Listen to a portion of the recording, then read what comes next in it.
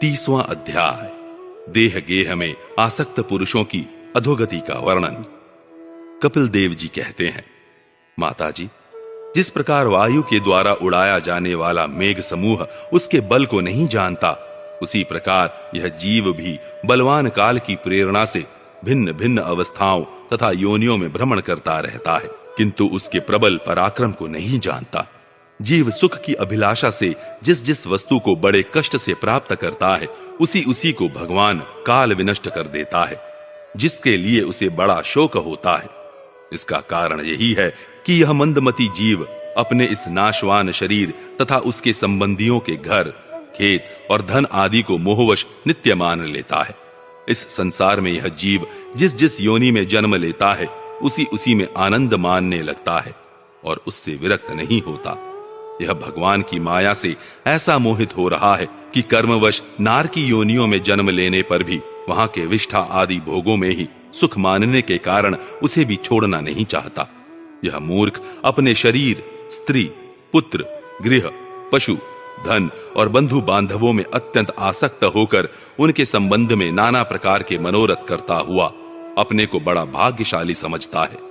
इनके पालन पोषण की चिंता से इसके संपूर्ण अंग जलते रहते हैं। तथापि दुर्वासनाओं से दूषित हृदय होने के कारण यह मूढ़ निरंतर इन्हीं के लिए तरह तरह के पाप करता रहता है।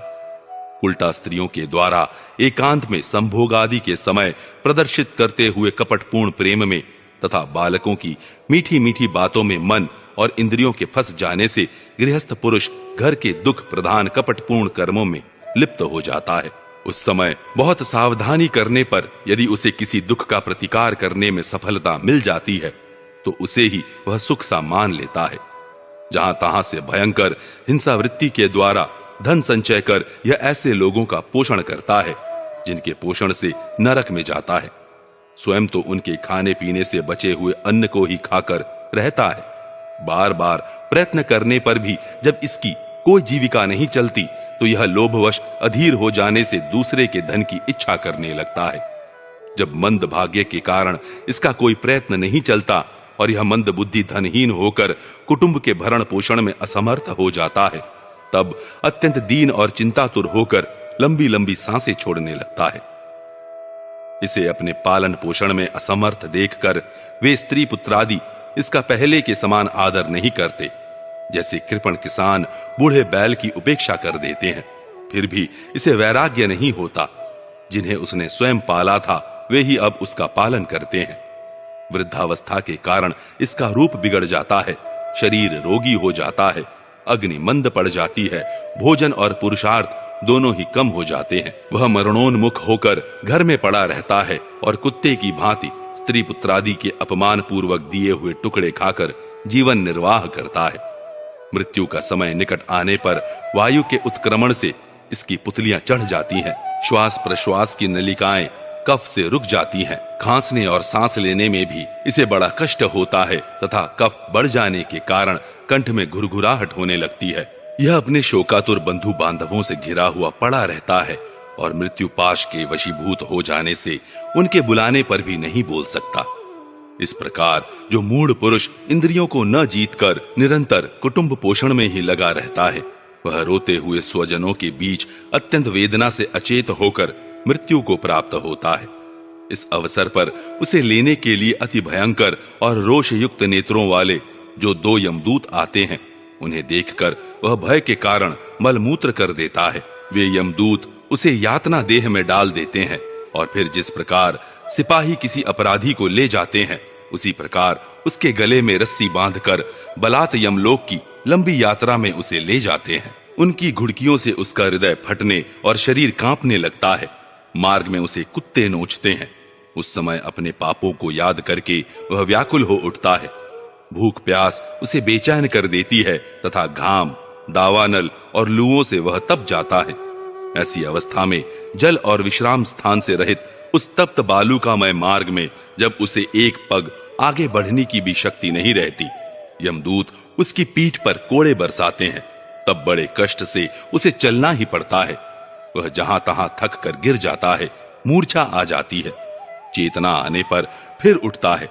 इस प्रकार अति दुखमय अंधेरे मार्ग से अत्यंत क्रूर यमदूत उसे शीघ्रता से यमपुरी को ले जाते हैं। यमलोक का मार्ग 99,000 योजन है। इतने लंबे मार्ग को 2 ही 3 मुहूर्त में तय करके वह नरक में तरह तरह की यातनाएं भोगता है। वहां उसके शरीर को धधकती लकड़ियों आदि के बीच में डालकर जलाया जाता है।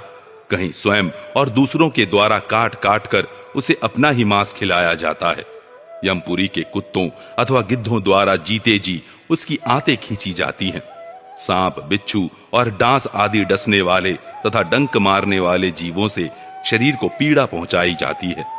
शरीर को काटकर टुकड़े टुकड़े किए जाते हैं। उसे हाथियों से चिरवाया जाता है, पर्वत शिखरों से गिराया जाता है अथवा जल या गड्ढे में डालकर बंद कर दिया जाता है। ये सब यातनाएं तथा इसी प्रकार तामिस्र, अंधतामिस्र एवं रौरव आदि नरकों की और भी अनेकों यंत्रणाएं स्त्री हो या पुरुष उस जीव को पारस्परिक संसर्ग से होने वाले पाप के कारण भोगनी ही पड़ती है। माताजी, कुछ लोगों का कहना है कि स्वर्ग और नरक तो इसी लोक में है, क्योंकि जो नार की यातनाएं हैं वे यहां भी देखी जाती हैं। इस प्रकार अनेक कष्ट भोग कर अपने कुटुंब का ही पालन करने वाला अथवा केवल अपना ही पेट भरने वाला पुरुष उन कुटुंब और शरीर दोनों को यहीं छोड़कर मरने के बाद अपने किए हुए पापों का ऐसा फल भोगता है। अपने इस शरीर को यहीं छोड़कर प्राणियों से द्रोह करके एकत्रित किए हुए पाप रूप पाथेय को साथ लेकर वह अकेला ही नरक में जाता है।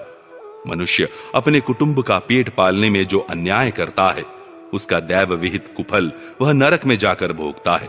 उस समय वह ऐसा व्याकुल होता है मानो उसका सर्वस्व लुट गया हो। जो पुरुष निरी पाप की कमाई से ही अपने परिवार का पालन करने में व्यस्त रहता है वह अंधतामिस्र नरक में जाता है, जो नरकों में चरम सीमा का कष्टप्रद स्थान है। मनुष्य जन्म मिलने के पूर्व जितनी भी यातनाएं हैं तथा शूकर, कुकरादि योनियों के जितने कष्ट हैं उन सब को क्रम से भोग कर शुद्ध हो जाने पर वह फिर मनुष्य योनि में जन्म लेता है।